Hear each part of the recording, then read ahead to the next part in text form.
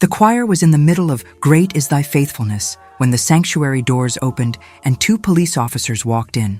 One black man, one black woman, both in uniform, their radios crackling softly against the hymn. The music didn't stop immediately, but voices faltered, and I watched Sister Margaret Davis, our prayer group leader, the woman who'd prayed over me every Tuesday morning for 2 years, go completely still in the third row, her prayer journal clutched against her chest like a shield. I'd seen that journal 100 times, leather-bound and worn, filled with the private struggles of everyone in our church who'd ever asked for prayer. And in that moment, watching her face drain of color as those officers walked down the center aisle, I knew something I'd believed about faith and trust was about to shatter. My name is Diane Foster. I'm 48 years old, and I've been a member of Redemption Baptist Church for 15 years. I teach 5th grade during the week, sing in the choir on Sundays, and for the past 2 years, I've been part of Sister Margaret's Tuesday morning prayer group, 8 women who gather at 6 a.m. in the church prayer room to intercede for our families, our community, and each other. Sister Margaret Davis had been leading that prayer group for 7 years when I joined. She was 62, a retired social worker, widowed for 10 years, and one of the most spiritually mature women I'd ever met. When Sister Margaret prayed, you felt it. Her prayers were specific, powerful, anointed. She had a gift for remembering details, not just names, but situations, dates, the particular struggles each of us faced. "Sister Diane," she'd say, "I've been praying for that parent-teacher conference you mentioned last week. The one with Marcus's mother. How did it go?" She remembered everything. And she wrote everything down in that leather prayer journal, a beautiful burgundy notebook with her initials embossed in gold. She'd pull it out at the beginning of every Tuesday session, review the requests from the previous week, update us on answers to prayer, and carefully record new requests. "This is how we stay faithful in intercession," she'd tell us. "We can't just pray and forget. We have to follow up. We have to remember. That's what it means to bear one another's burdens." We trusted her completely. Which is why, when those police officers walked into our Sunday service and Pastor Williams stopped mid-sermon to ask, "Can I help you, officers?" and the female officer said clearly, "We're looking for Margaret Ann Davis," I felt like the floor had dropped out from under me. Sister Margaret stood up slowly. Her face was composed, but I saw her hands shaking. She set her prayer journal on the pew beside her purse. "I'm Margaret Davis," she said. "Ma'am, we need you to come with us," the male officer said. His voice was respectful but firm. "We have some questions we need to ask you down at the station." "Questions about what?" "We'd prefer to discuss it privately, ma'am." The sanctuary was completely silent now, 200 people watching.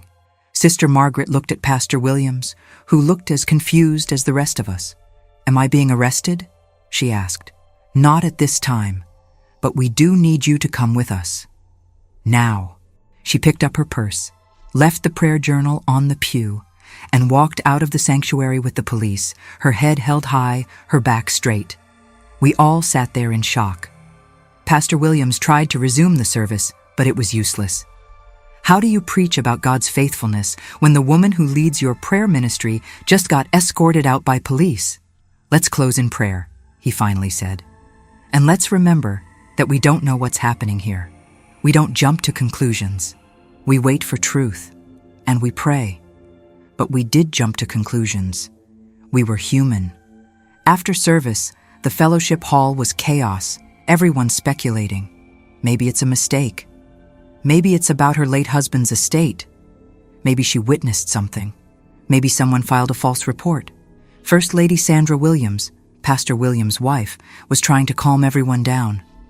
We need to give Sister Margaret the benefit of the doubt. We need to pray. And we need to wait for information before we gossip. But Mother Jackson, who was 84 and had been at Redemption Baptist since it was founded, said something that stuck with me. "That journal," she said quietly to a small group of us. "That prayer journal she always carries. Where is it?" "She left it on the pew," Sister Carmen said. "I saw it there when she walked out." "Did anyone take it?" Mother Jackson asked. We looked at each other. No one knew.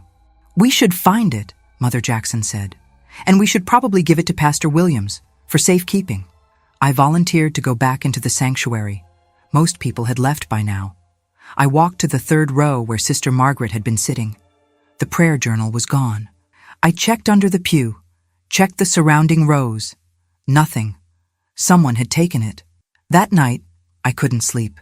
I kept replaying the last 2 years of Tuesday morning prayer groups, trying to remember if I'd seen anything strange, anything off. Sister Margaret had always been so careful with that journal. She never let it out of her sight, carried it with her everywhere, and she was meticulous about recording prayer requests. Tell me everything, she'd say when someone shared a struggle. I want to pray specifically. Names, dates, details. God hears specific prayers, and we'd tell her everything. I'd told her about my mother's Alzheimer's diagnosis, about the nursing home we'd moved her to, about the Medicaid application process and the financial strain. Sister Carmen had told her about her divorce, about the settlement, about the child support and the custody arrangement. Sister Brenda had shared about her late husband's life insurance policy, about the beneficiary dispute with his ex-wife. Sister Joyce had talked about her son's legal troubles, about the lawyer fees, about the bail bond, personal information, financial information, legal information, all of it written down in that burgundy prayer journal. I called Sister Carmen. Did Sister Margaret ever ask you for documents? I asked. Like, to help her pray more specifically? What do you mean? Like, did she ever ask to see your divorce papers? Or bank statements? Or anything like that? Carmen was quiet for a moment. Actually, yes. Last year, when I was going through the divorce, she offered to help me organize my paperwork. Said she'd worked in social services and knew how to navigate the system. She came to my house one evening and helped me sort through everything. She was so helpful. Did she make copies of anything? I don't know. Maybe? Why? I don't know yet. But something feels wrong. The next morning, Monday, I got a call from Pastor Williams. Diane, can you come to the church? I need to talk to you and the other women from the prayer group. When I arrived, the other 7 women were already there. Pastor Williams, First Lady Sandra, and Deacon Thompson, our head deacon, were sitting at the table. Pastor Williams looked like he hadn't slept. Ladies, he said, I need to tell you something, and I need you to stay calm. We waited. Sister Margaret was arrested yesterday evening. She's being charged with multiple counts of identity theft and financial fraud. The room erupted. That's impossible. There must be a mistake. Sister Margaret would never. Please, Pastor Williams raised his hand. Let me finish. The police have been investigating for 6 months.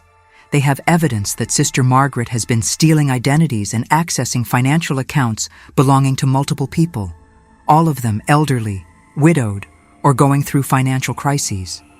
All of them members of this church. I felt sick. The victims include Mother Henderson, Brother James, Sister Pauline, and 4 others. The total amount stolen is over $200,000. Sister Carmen started crying. But she helped me. She prayed with me. She used you, Deacon Thompson said gently. She used all of you. The prayer group was how she gathered information, personal details, financial situations, and then she used that information to commit fraud. The prayer journal, I said. She wrote everything down. Yes, Pastor Williams said. The police found the journal in her car when they arrested her last night. It wasn't just prayer requests. It had social security numbers, account numbers, passwords, addresses, information she could only have gotten by asking you to trust her. Sister Brenda spoke up. She asked me for my late husband's death certificate, said she wanted to pray specifically for the estate settlement. I gave it to her. It had his social security number on it. Sister Joyce. She asked me for my son's case number, said she knew a Christian lawyer who might help. I gave her all his information. Sister Carmen. She helped me organize my divorce papers. She saw everything. Bank accounts, credit cards, everything. We'd all given her something, because we trusted her, because she was Sister Margaret, the prayer warrior, the woman who remembered our names and our struggles and prayed so powerfully over us. Ladies, First Lady Sandra said gently, you need to check your credit reports. You need to monitor your accounts. You need to change your passwords. And if you find anything suspicious, you need to report it to the police immediately. I went home and checked. My mother's Medicaid account had been accessed, twice, once in January, once in March. Small withdrawals, $500 each time, that I hadn't noticed because I wasn't monitoring that account closely. I'd been too overwhelmed with caregiving to check every transaction. Sister Margaret had done that, using information I'd given her, in prayer group, when I'd trusted her. I called the police and filed a report.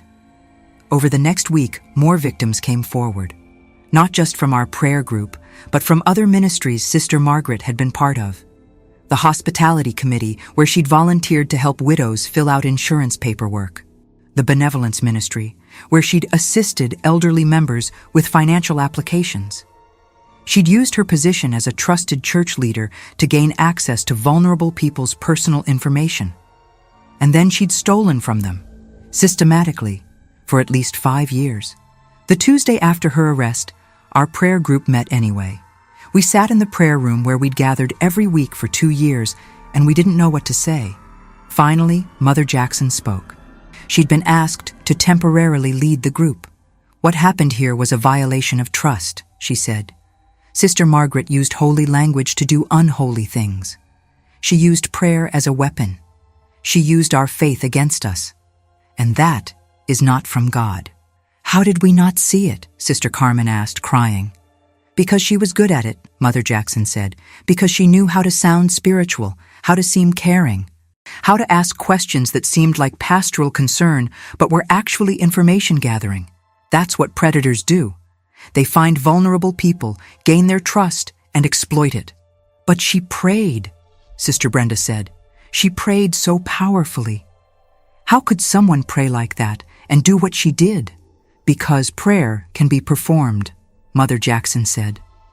Real prayer is honest conversation with God. But performance prayer, the kind that impresses people and makes them trust you, that can be learned, that can be faked, and we have to learn to tell the difference. How? I asked. By watching fruit. Jesus said you'll know them by their fruit, not by their prayers, not by their tears, not by how spiritual they sound, by their fruit. And Sister Margaret's fruit was theft, lies, manipulation. We sat in silence for a while. Then Sister Joyce asked, "What do we do now? How do we trust each other again?"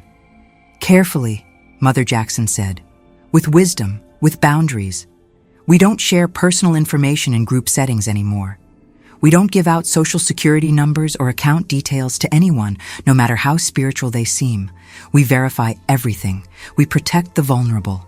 And we remember that real love doesn't require access to your finances." The following Sunday, Pastor Williams addressed the congregation. "I want to talk about what happened with Sister Margaret," he said, "because I know many of you are hurt, confused, and angry. You should be. What she did was a betrayal of the worst kind. She used her position in the church, her reputation as a prayer leader, to prey on people who trusted her." He paused. "Some of you have asked me how this happened, how someone could do this in God's house, how we didn't see it. And I want to be honest with you. I didn't see it because I wasn't looking. I assumed that someone who prayed like Sister Margaret, who served like Sister Margaret, who'd been here for years, I assumed she was who she appeared to be. And that was my failure as a shepherd. Moving forward, we're making changes. We're implementing financial accountability measures for all ministries. We're training leaders to recognize predatory behavior. We're creating systems to protect vulnerable members. And we're going to be more careful about who we trust with sensitive information. Not because we don't believe in Christian community, but because we've learned that community requires wisdom." He looked out at all of us. "And I want to say something else. If you've been victimized by Sister Margaret, that is not your fault. You didn't do anything wrong by trusting a church leader. You didn't fail by sharing your struggles in what you thought was a safe space. She failed. She chose to violate that trust. And we, as leadership, failed to protect you. I am deeply sorry." The church was silent. Then Mother Henderson stood up. She was 89 years old and had lost nearly $30,000 to Sister Margaret's fraud. "Pastor, I appreciate what you're saying," she said, "but I want to add something. What happened to me, to all of us, it taught me something. It taught me that my faith can't be dependent on people being who I think they are. People will disappoint, people will betray, people will use God's name to do terrible things. But that doesn't change who God is. God is still faithful, God is still just, and God will still provide even when people steal." She sat down, and the church erupted in amens and applause. That afternoon, I was cleaning out my car when I found something wedged under the passenger seat. A leather journal, burgundy, with the initials MAD embossed in gold. Sister Margaret's prayer journal. I stared at it for a long moment. How had it gotten in my car? Then I remembered. 3 weeks ago, Sister Margaret had asked for a ride home from Tuesday prayer. Her car was in the shop. I'd driven her. She must have left the journal in my car that day. I opened it. The first half was what I expected: prayer requests, dates, notes about answers to prayer. Her handwriting was neat, organized. But as I flipped through, I noticed something. Some of the pages had a strange thickness to them, like there was something between the pages. I looked closer. There was a hidden pocket built into the back cover of the journal. I'd never noticed it before. Inside the pocket, photocopies of documents, Social Security cards, driver's licenses, bank statements, insurance policies, all belonging to church members, all victims. My hands were shaking. This was evidence. This was proof. I called Pastor Williams immediately. "I found Sister Margaret's journal," I said, "with documents, copies of people's personal information. It was in my car. She must have left it there weeks ago." "Don't touch it anymore," he said. "I'm calling the police. They'll need to come get it." The detective who came to pick up the journal explained that the hidden pocket was likely where Sister Margaret kept working copies of information before transferring it to her home records. "We've seen this before," the detective said. "Fraudsters who operate in churches. They know religious communities are built on trust. They know people will share personal information in prayer groups or benevolence ministries, and they exploit that. Sister Davis was sophisticated. She kept records, moved slowly, took small amounts so people wouldn't notice right away. She probably would have kept going if one of her victims hadn't flagged a suspicious transaction and pursued it."